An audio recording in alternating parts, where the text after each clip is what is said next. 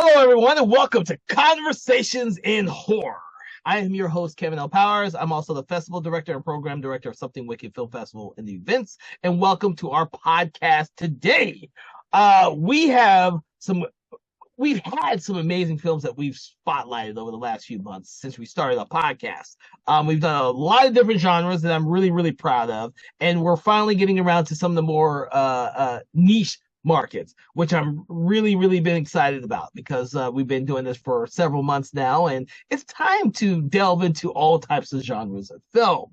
That being said, one of my favorite genres, and we've only done a handful of these films from this genre, is the found footage genre. It's one of the more diverse genres out there. There are people who either love the genre or there are people who really hate the genre. There's not many people who are stuck in the middle because of various reasons. I, on the one hand, love the found footage genre. And I'm glad to always be able to talk about it. So today's episode, we're going to focus on the film Paranormal Activity, which is probably one of the most successful found footage franchises ever crafted. And with me today is Philip Ray, who will tell us all a little bit about why he either loves or loathes Paranormal Activity. Say hey to everybody, Philip.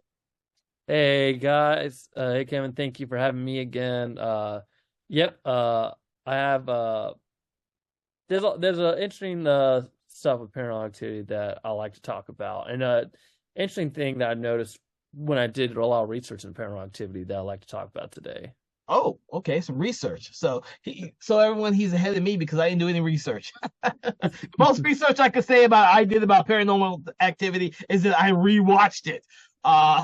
Because I haven't rewatched the original one pretty much since it originally came out. So, first off, Philip, because this is such a diverse genre, what were your original thoughts when you saw this movie, or what got you to see this movie? And do you even like found footage films? Found footage films I actually like. I again, my favorite is Cloverfield, which hopefully we'll talk about in another podcast episode. But found footage I do find. I think some of the good found footage films I think it'd be really, really fun. With Paranormal Activity, what made me see that was, I mean, everyone saw the marketing. Everyone remembered the marketing when it came out of the film's so scary, it's gonna make it's going to make you run out of the theater screaming. Like, that was a big thing about this movie's marketing. That it's funny because other than Terrifier 3, there's not a recent horror movie in the last couple years that was one of its main marketing points was so scary you're going to run out of theaters, which I found very interesting. So, like everyone, that marketing caught my interest. I watched it with my buddy, I didn't end up watching it in theaters. I watched it right when it came out on DVD, and I watched it with my buddy, and we kind of had our own little talking it, like watching it and doing our own little commentary and stuff, which made the film more enjoyable. I will say, without that, I will admit with everyone else, the movie kind of does suffer from the nothing really happening. It's the suspense that really gets you, which, depending on your level with horror movie, I can see how for some people, if my wife was going to watch this, she'd be freaked out the entire time. But probably me, I may be speaking for you, Kevin, but for veterans who've seen a lot of horror movies, this is a movie where you're like, yeah, like this movie is kiddie horror, is what I would say. All right, so I'm going to tell you about my experiences watching this, and you're not very far from my first impressions with this movie. So I learned about this movie long before it was ever released, and I learned about the original ending and the fact that I think it was Steven Spielberg, who saw it and eventually told them to redo the ending. And then when the movie, before the movie had a wide release, it was playing in certain colleges first, and so that built up a lot of awareness for the film. Part of the marketing aspects of it that made it a huge draw for when it finally did open wide. When it did open wide, I'd already read everything about it. I was already stoked to see it, and I was already a fan of the found footage movies, having to be a huge fan of the Blair Witch Project and Cannibal Holocaust and several of the other ones that came before this one.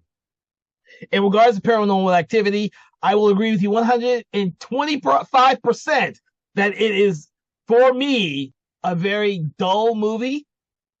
But when I saw it in the theater with a completely sold out, packed audience, listening to the reactions of the audience was simply amazing. I'm over there sitting in my seat like you. I was like, okay. I can understand the suspense that they're building up by having a lot of stationary shots, and you don't know when and if something's going to happen.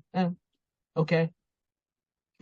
I was pretty much that way the whole movie. It didn't really affect me at all. But watching it in the audience was simply amazing. I thankfully I was one that I saw it by myself. So what happened is I got one of those seats that was the random one seat somewhere, and I got a random seat in the back somewhere, which made it much more enjoyable. If I had gotten the seat up front, I wouldn't have been able to see all the reactions of everyone else. But I got one of those seats in the back, and I was able to watch and listen to all the other people who were probably not horror fans, who had been convinced that this was the scariest movie ever made, who went to go see this on opening night and were scared shitless.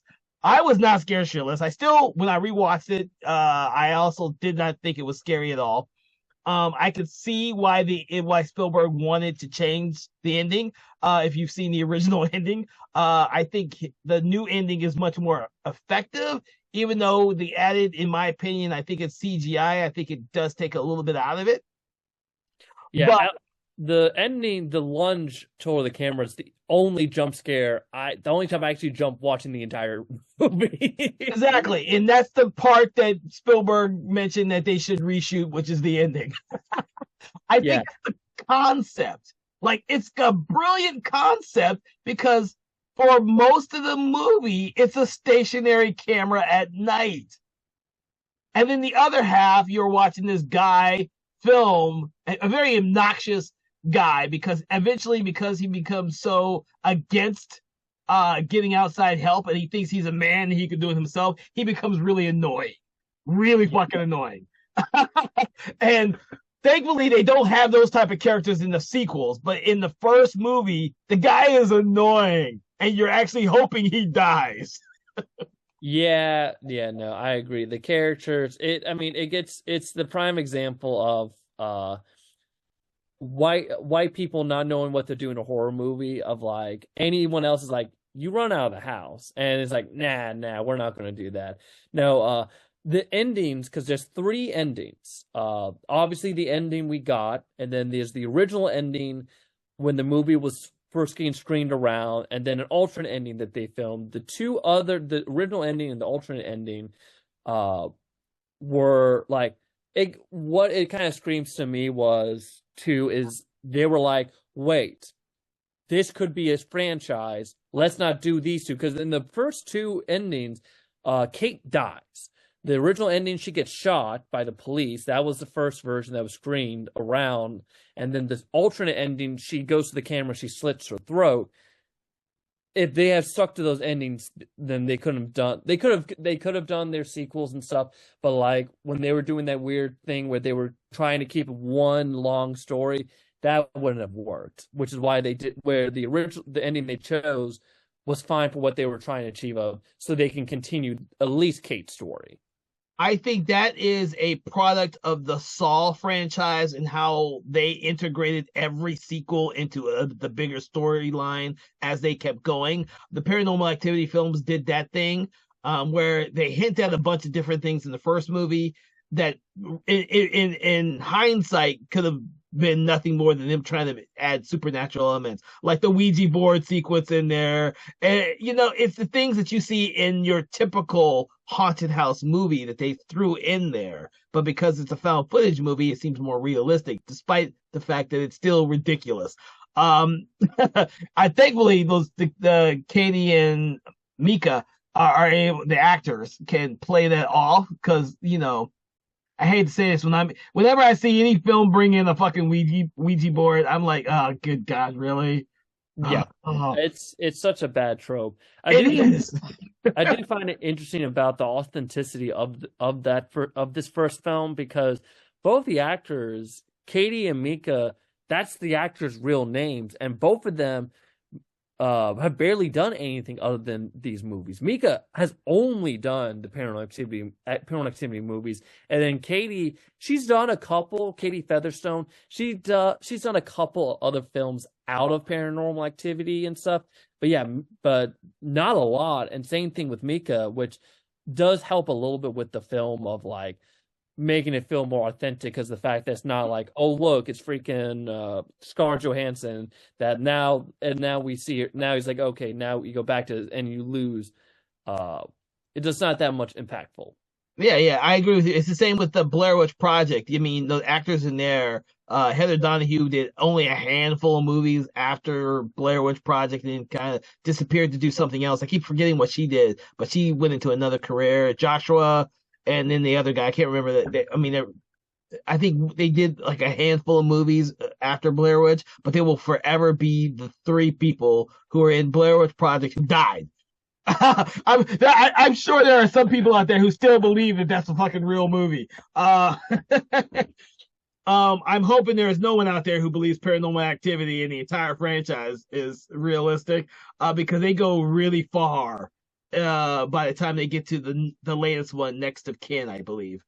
Yeah, I have not watched all the others. The probably my favorite Paranormal Activity is the marked ones. Actually, that to me that was my favorite of the ones I've seen of them because the sequels do kind of continue the trend of like trying to go with like this whole found footage, but like at least in this movie, I felt they were mostly able to do an adequate job of explaining it where you didn't get an eye roll versus some of the sequels where they're just like, oh yeah, just somehow coincidentally they also have this camera and then this camera, and it's very like ass grab of how these cameras is suddenly also cover other things. Another found footage movie I like is Chronicle too. Chronicle as well.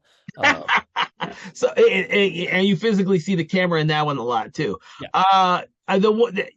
Just to break off for a second. I actually really enjoy the third one the most, mostly because it's Katie and her sister as kids.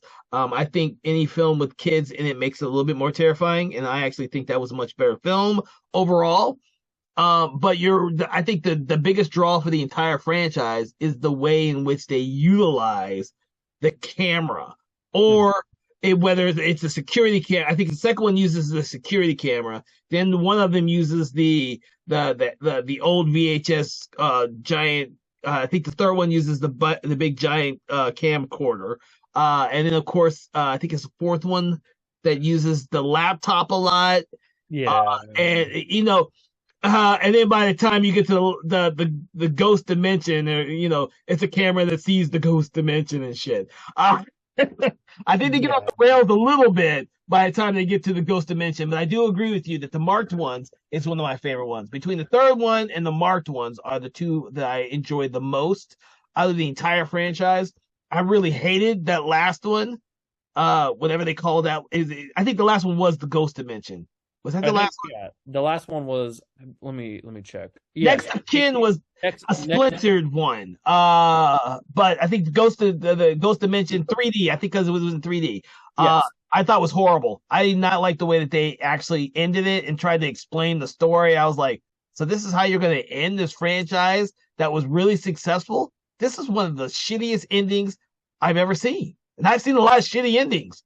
Yeah, it's yeah. So I think it was a cool concept to put it in 3D, but they did that with Saw 3D too to end the franchise, and we all know how that ended with the lowest grossing of all the Saw movies, I believe at the time, was Saw 3D. But the charm of this first one is like you said, the marketing, the way it got people who don't see horror films to go into the theater to watch this horror film. Because it's very rare when you get people who don't watch horror films, to go to the theater. Blair Witch Project did it extremely well, and then Paranormal Activity did it extremely well. Blair Witch Project is a much, much better film, but Paranormal Activity, the franchise, has been much more successful. Yeah, the Paranormal Activity is honestly this is the 20th century's Blair Witch Project. It really is, because it's paranormal, because when Paranormal Activity was so successful, it blossomed a bunch of found footage, all the found footage horror movies for a while. Like Tons of found footage. tons. Blair Witch Project did not spawn a whole genre of found footage films. It was like it did its thing, and then no one it did not catch the lightning in the bottle. People did not replicate that success. But with Paranormal Activity, everybody was making found footage films. And, you know, Jason Blum and Blumhouse, whatever you want to call it, probably produced the most of them.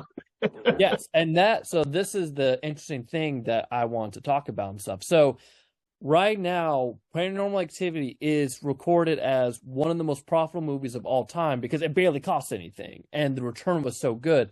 I also believe that Paranormal Activity is the reason Blumhouse is successful nowadays. Because if you look at what Blumhouse was producing before Paranormal Activity, it only produced, before Paranormal Activity, about 5 films. Mm-hmm. It did Hysterical Blindness, Griffin and Phoenix, The Fever, The Darwin Awards, and Graduation. All of those were either TV dramas, romance, like comedies, and none of them were, none of them were that big. No. After Paranormal Activity happened, right after that was the giant boom for that company that, again, everyone knows Blumhouse now. It is a big name company now. And I only believe that happened because of how successful Paranormal Activity was. Oh yeah. And even Jason Blum, when they did Next of Kin, the most recent sequel, which is kind of a standalone film, he says, "Yeah, I don't know why they did another one. We should have just stopped at the last." But the thing is, you know, as much as I admire Jason Blum and his business savvy with getting these films made for relatively no money and turning such a huge profit. I mean, he did the exact same thing with The Gallows, which is another found footage film that he did with this one. The Gallows was another movie he found that was made for almost nothing. Threw it at the theater, made a shit ton of money, despite the fact that no one seemed to like it other than me. And he kept doing that with tons and tons and tons of movies.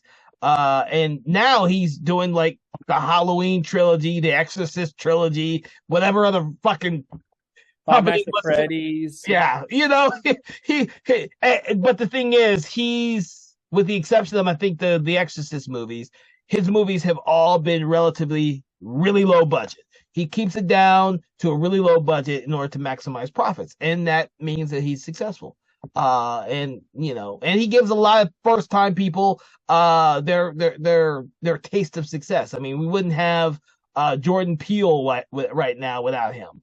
Because no one would have given him money to do Get Out, you know. Yep. That was too edgy at the time. Yep, and I think that Jason Blum wouldn't be in the position he was today if it wasn't for Paranormal Activity, because again, that put him on the map. That put him on the map after that, and then everything else. Because the other movie they produced that same year was The Accidental Husband, was the other film that it produced that year. And then after that, Insidious was a couple years after that. And then after that, you had Sinister, you had The Purge, and then that was it. Then Oculus, like they kept rising and getting more stuff. And I think Paranormal Activity is what really put them on the map because of that. Yes, I would say that it's just like a New Line Cinema and Robert Shea, the house that Freddy built. If Nightmare on Elm Street hadn't been successful, we wouldn't have a New Line Cinema. And that's going to keep happening. Blumhouse just has got the best business model right now. that's the most successful theatrically and straight to streaming and everything else because he has tons of franchises that are strictly for streaming purposes only, in addition to all the theatrical ones. But I will say his most successful ones have always been his horror films, although he has done some amazing films like Whiplash. Mm-hmm. But he also did really shitty movies like what was, oh god, I think Josie and the Pussycats, which I'm sure he regrets doing. An interesting experiment that just did not work. But you know, the Paranormal Activity is a winning combination. You have two main actors in a house Yeah. filming themselves. It's a really simple concept, but it doesn't always work. If I don't know, have you seen his? Have you seen a live found footage movies? I've seen a ton of them. I've seen a ton.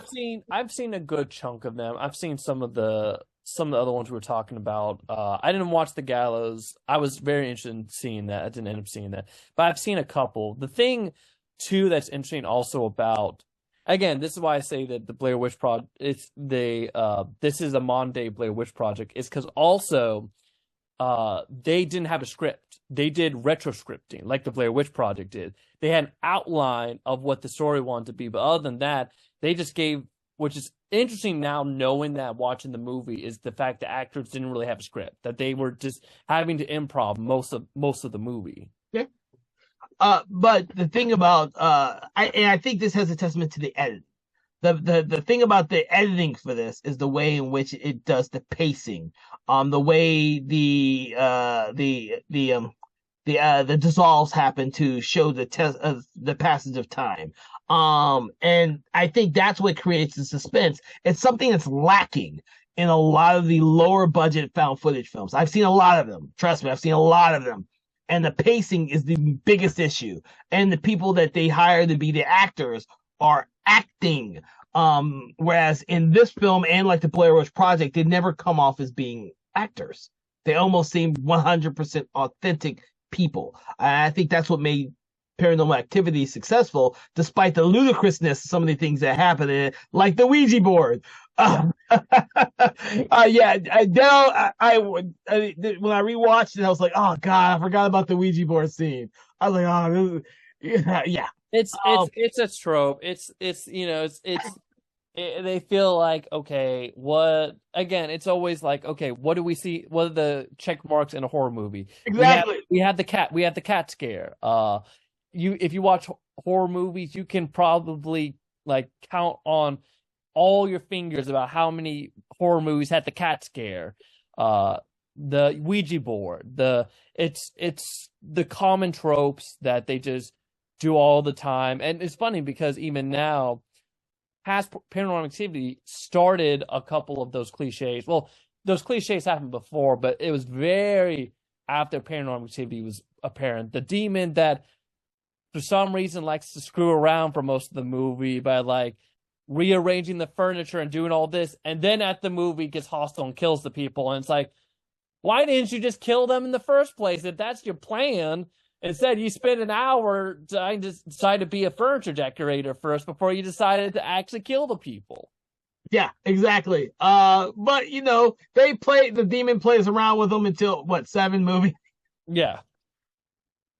7 movies worth of playing around. You have the demon. And we're not going to delve into the sequels as much. We're touching on those because we may touch upon some of the sequels later on. Yeah. Because there's so many of them, and the thing is, it makes for good conversation if we kind of break them up each. Because, as much as I enjoyed the experience of watching Paranormal Activity with an audience, when I rewatched it, I didn't get it didn't do anything for me exactly. I realized that watching it on a small screen, I actually missed a lot of stuff that was much clearer on the big screen.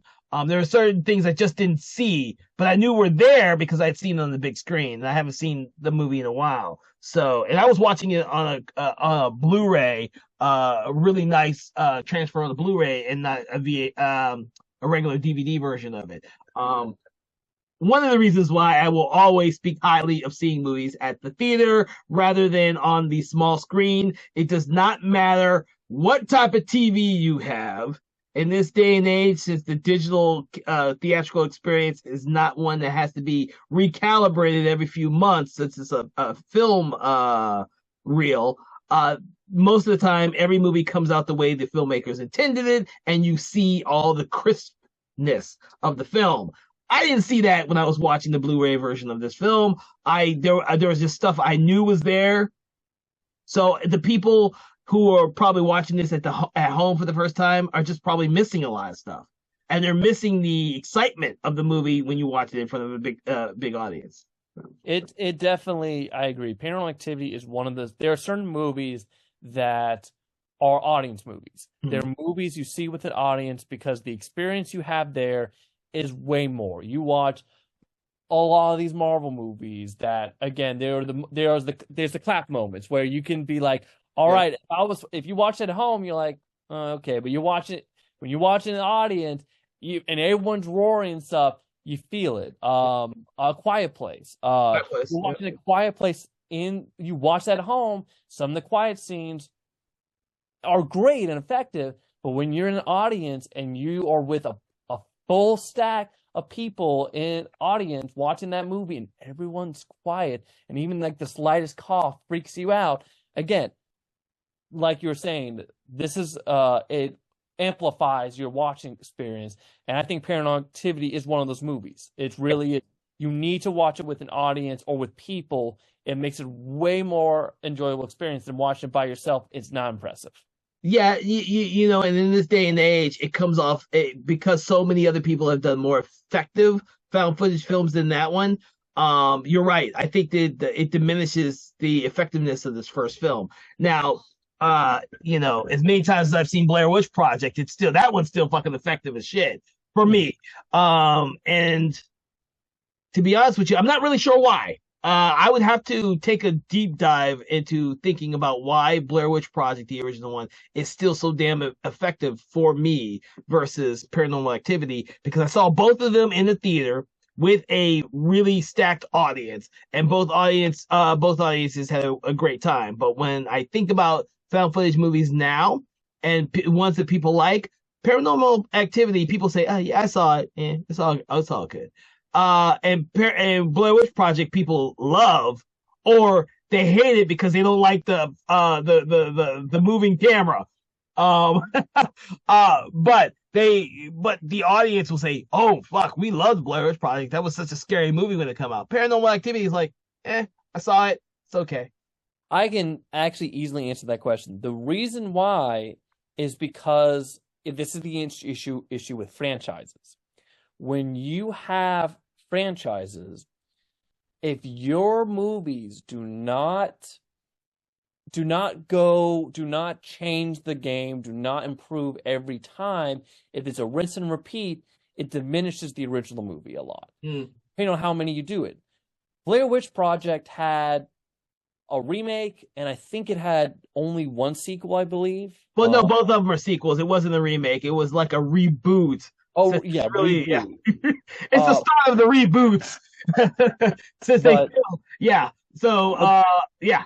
But there's only, I'm confirming what there's only 3 Blair Witch movies. Yeah, there's only 3. But look at Paranormal Activity. It's in the Saw world of how many sequels they've freaking had. They've had and all these spin-offs and all of that, and I think it has diminished it because, like you just said earlier, Paranormal Activity 3 does Paranormal Activity better. So when you go to watch Paranormal Activity, it's like, oh, well, have I already seen 5 Paranormal Activity movies? They all do the same. They don't change it enough, so it's not impactful. Versus Blair Witch, which has only had 2 other attempts at the project. So to them, it's like, okay, whatever. It doesn't do anything. When you do too much in a franchise, Saw's a good example of that too, where even like Freddy, I think they're on 10 now. They're on 10 now. You look at you look at the Friday the 13th movies, you look at Nightmare on Elm Street. There are some ones that are really good, and then the other ones are not as good. And the problem is the more they keep milking certain franchises, the diminish overall that franchise's field when you watch them. Oh yeah, yeah, I can agree with you on that. I can agree with you on that 100%. You're right. You're right. That's exactly the problem. Like I said, by the time you get to Next to Kin, which was a straight to streaming movie, most people have never seen it. No, yeah. I almost didn't realize they even made one. I just happened to come across it. I was like, when the fuck did they make another Paranormal Activity movie? And then I read the thing about Jason Blum saying, yeah, I don't know why we made that one. We shouldn't have made that one. Yeah. The more you do something and you don't change it up, it diminishes, and it's not impressive anymore. That's why the Marvel movies are not doing so well anymore, because again, they just copy and paste a lot of what they're doing. And now, again, audience feels the same way about Marvel movies they feel about Paranormal Activity. They mention, you go, oh, have you ever seen the latest Marvel movie? They go, yeah, Marvel movies. And it's because, you keep copying and pasting your stuff.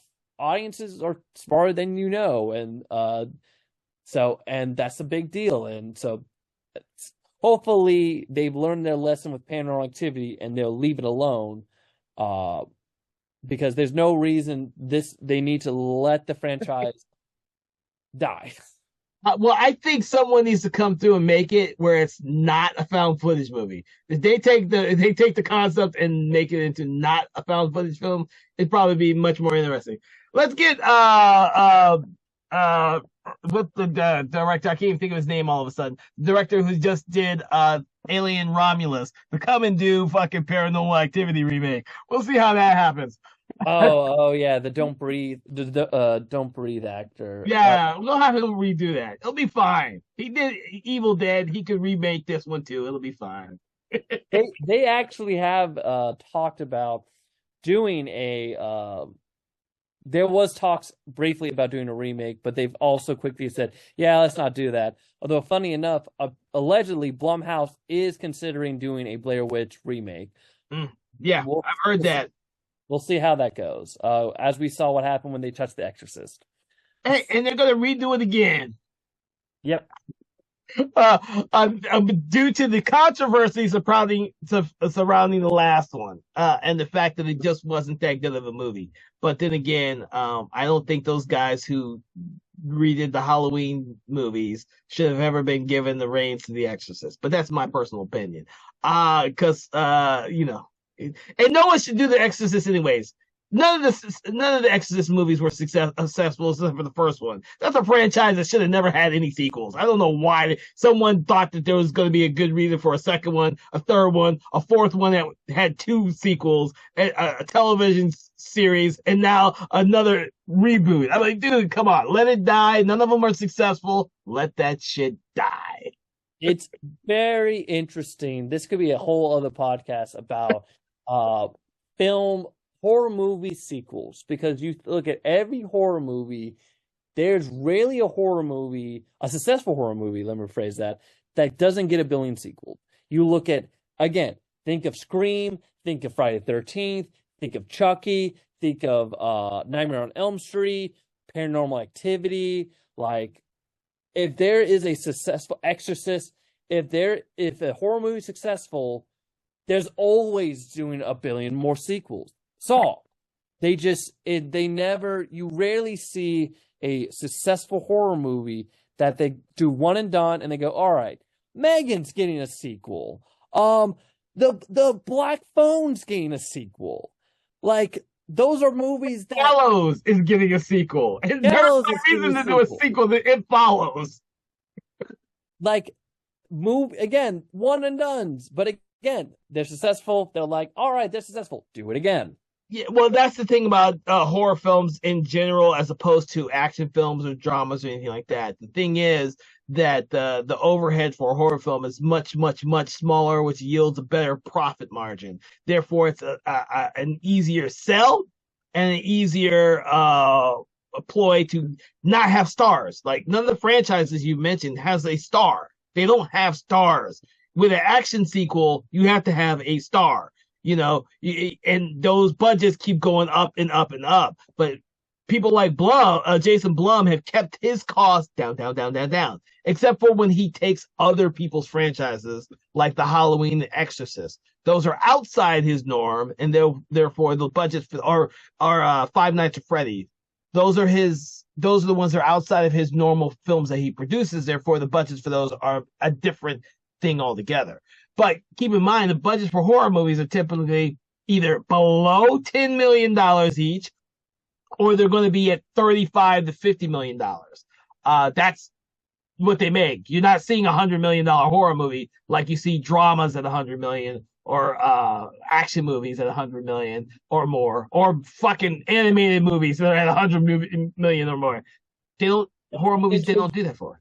And it's interesting because the main reason why, and people don't think about it, is the horror movie film genre is really one of the only film genres you don't have.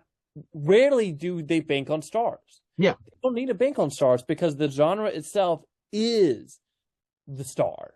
You don't have to bank on. You don't need a big name in these horror movies to have people go see them. But if you see an action movie, you see a comedy, you see a drama, people don't go to see those unless they see a recognizable name on them. But you don't need that for horror movies. No. You can. You can every once in a while. You get a star to be in a horror movie and make that movie a very expensive horror movie, like Hannibal, a very expensive horror movie with a name director behind it, name actors. Like I think that was one of Julianne Moore and what's his face? I can't believe I can't think of the guy who played Hannibal Lecter. But you're getting in Ridley Scott directing. Like that doesn't happen in the horror movies typically. You don't Anthony Hopkins. Get it. Anthony Hopkins, yeah, thank you. Though that's completely against the norm. And of course, Gary Oldman. Like, who the hell's gonna? Yeah, that's not a cheap horror movie to produce, and it barely broke even. It did well. It broke even. We're all happy. Then they made Red Dragon, which also had stars in it. But that is not the norm. Paranormal Activity. There's no stars in any of these movies. The concept is a star. Insidious doesn't have a star in it. Doesn't have a star. And funny enough, the horror movies sometimes are the ones that make the stars. Like again, Johnny Depp in the first Friday the 13th, not Friday, Nightmare on Elm Street. Yep. Friday the 13th had Kevin Bacon. Yep. It's usually the opposite. But yeah, so that's why a lot of times these horror movies, again, horror movies are the star. They don't need a name a lot of times to sell it to people. So Megan, as successful as fucking Megan is, there's no stars in Megan. You know who the star is? The fucking robot's the star. Yeah. The dance sequence is the star. That became a meme, and people said, "Oh, I gotta go see this movie Megan because of that freaking dance sequence." That's really short in the movie. It's not even that long. Yep, but that's the marketing of it. I think the closest you're going to get to a star who does low-budget horror movies is probably going to be Ethan Hawke, who did The Purge and created that franchise, did Sinister, created that franchise, and now did The Black Phone, another fucking franchise. Like Ethan Hawke, and he's not. No one goes to see these movies because of Ethan Hawke. Yep. They see it because it's a horror movie, and that's all they need. And that's the thing with Paranormal Activity. It's again, it's like it didn't need a big name. Oh. It just needed the concept and the marketing about it's so scary, you're going to run screaming, pissing yourself. Did you run screaming, pissing yourself? I did not, unfortunately. I definitely did not, although I'm pretty sure there was probably one or two in the audience I was watching it with who were probably run screaming and shit. That last jump scare did get some people, which is hilarious because I was laughing the whole fucking time. But I saw all of the Paranormal Activities in the big screen. For that, number one, I love found footage films. Number two is I like watching these type of films with an audience. And I think I saw most of them except for probably the fifth one. No, the marked ones with a big audience. I didn't see the marked ones with a big audience. And of course, Next of Kin was straight to streaming, and I still have yet to see the Japanese one since they haven't fucking released it in the States. So I've not seen that one yet. But for general purposes, these have been very successful franchise until the later ones. Because when I saw Ghost Dimension, there was almost nobody in the audience when I saw that one. I think that was left for the hardcore people who stuck around through what 6 or 7 fucking sequels, or however many. I can't remember now because I don't know what number that is. When they stopped numbering them, you know. Yeah, and usually when they stop numbering them, they've gone on too long. Yeah, I think they did the marked ones, and I think there's 2 after that one. Yes, there is. Let's see. Let's see how many. All I remember is the 4th one I didn't care much for, and I keep thinking the marked ones was more or less the 5th one, but I can't. Okay. There's been 7 Paranormal Activity movies in total, with the marked ones being the first film, not with the title, like with the number on it. And then it was Ghost Dimension after that, and then Next of Kin was the last Paranormal Activity that's been released. So they've had. And then I don't think they even include the Japanese one in that whole numbering system. Correct. So technically, with that, it would be like 8. Yeah, and that's because it's had a video game too. A video game? Yes, it came out 2017. Oh my god! I did not play it, but apparently it was on VR. Oh god! Oh VR! Oh, that might be cool though. I hate to say that might be fucking cool though.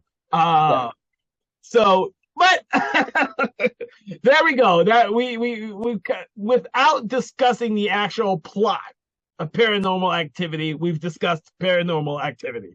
Are there any final words you'd like to say about this movie?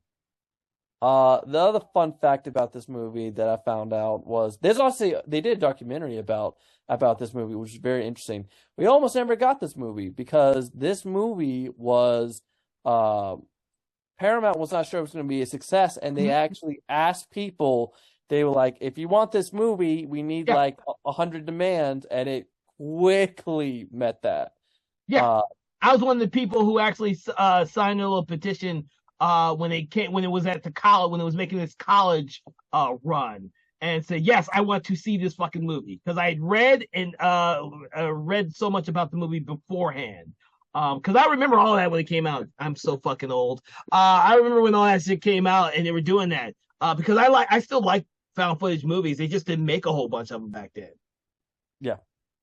So it's very interesting. It's always interesting about that, of when you find out these movies that we now know are successful, but back then were not going to be. That almost didn't happen, but gladly they did. Well, keep in mind that Spielberg convinced them to change the ending for one, and people are going to listen to him no matter what he says. When he says, "Do not release Roger Corman's Fantastic Four movie ever," they buy up the rights and they never officially release it. so he can produce his other 2 movies from director Tim Story.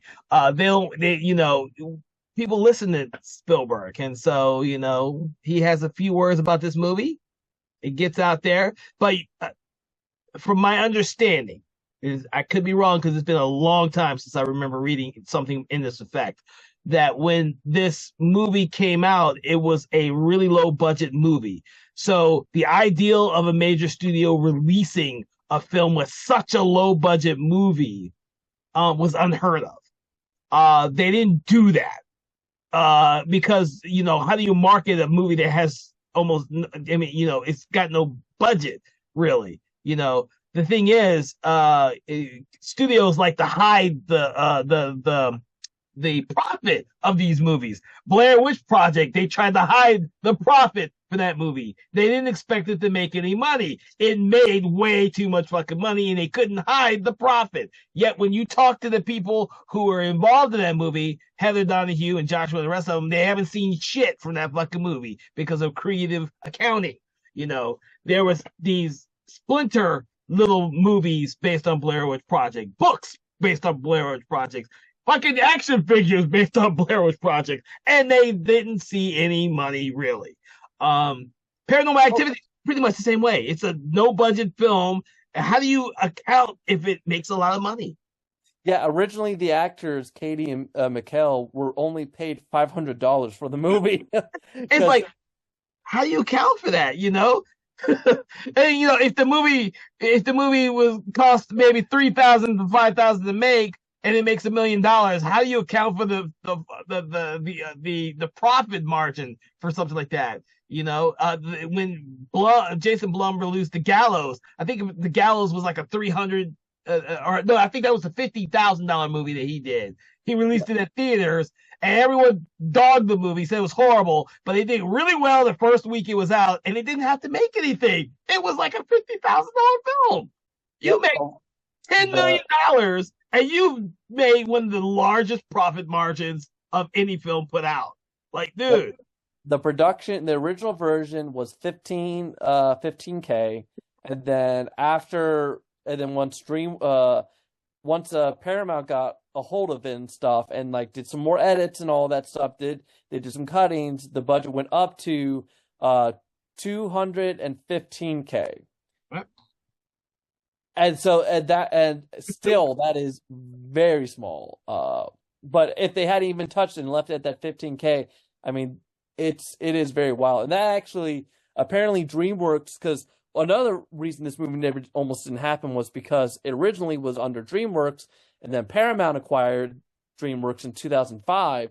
They're going to do a remake. Yeah, and DreamWorks wanted to remake the movie with a bigger budget. Uh-huh. And then they were like, like you said, Spielberg was like, let's release this on, they were like, let's release this, do test screening, and if you guys still think it's bad, then we'll do the remake. And then again, it went so well that they were like, okay, never mind, we won't do that. Which is rare. That just, I do have to, as much as I don't always agree with some of the stuff Spielberg does. I do have to, we all have to thank him for allowing us all to be able to see this and not his remake of this. As much stuff that Spielberg produces, a remake could have been lost in the ether really fast. Yeah, and also I think if they had done a remake with a bigger budget, I think it would not have been as impactful as the version we got. Yeah. I think I agree with you on that. I think because so many people saw Mika and Katie as normal people, it made it feel more real for them. It's like a camera that they have at their own house that they can shoot with. Everything seems so much more real, except for the very last 5 seconds of the movie. But up until that point, the whole movie feels so real. It could all really happen. The reactions are, Mika's male privilege and thinks he can build and fix everything himself and doesn't need help. Those are all realistic people in this film. They found a way to make the found footage ideal realistic, which most films that came after it were not able to do. Why the fuck are they still holding a camera when they should be running? Type of mentality. But you do believe these characters, and I do believe that's one of the reasons why it was so successful. Now, 6, 7 movies down the line, maybe Spielberg should go ahead and do his remake now. Yeah, now you can do it. Back then, again, what we got was a modern, a 2000s rendition of the original Blair Witch Project. If they had done their remake back then, we would have got the newest version of the Blair Witch Project. So with that, I think we've got our last final words. I don't think I have any more words other than to say that if you've never seen Blair Witch Project, see, I've got my brain mixed up because we've been talking about both these at the same time. If you've never seen Paranormal Activity or any of the sequels, I will suggest to go out and see the original one just for the experience of seeing it, whether you see it in a big audience like I did or if you see it on the small screen. That'll decide whether or not you watch any of the subsequent sequels. But I do think that it is a film that general audiences should check out, whether they've checked it out or not, because it can cross different lines and different age groups and different cultures and all that type of stuff. It does. It does a really good job of doing that, and it's not terrifying enough to draw you away from it. Um, you can skip some of the sequels, but I do believe that the first one is worth checking out, especially as it is one of the best versions of what a found footage film could be. So, with that, I want to thank you, Philip, for joining us on Conversations in Horror. And I want to thank everyone out there who's been listening to us ramble and rave about this movie, Paranormal Activity, today. I hope you've enjoyed this conversation. I really do. And check out some of our previous episodes. We've done lots of films before this one, and we will have lots of films after this one. So make sure you subscribe to our podcast on your favorite app, or go to Spotify, or go to our direct page at Lisbon, or even find us on YouTube. We are on multiple different social media outlets. With that, have a great day, and I will see you all on the next episode. Conversations in Horror is a Broken Lighthouse Pictures production, produced by Kevin L. Powers, executive produced by Kelly A. Inoka, and originally filmed via Zoom technology. Conversations in Horror is hosted by Kevin L. Powers and co-hosted by various horror film lovers and filmmakers. To learn more about Mr. Powers, please make sure to check out his Patreon page and other social media platforms. Conversations in Horror is copyright 2024 Broken Lighthouse Pictures production.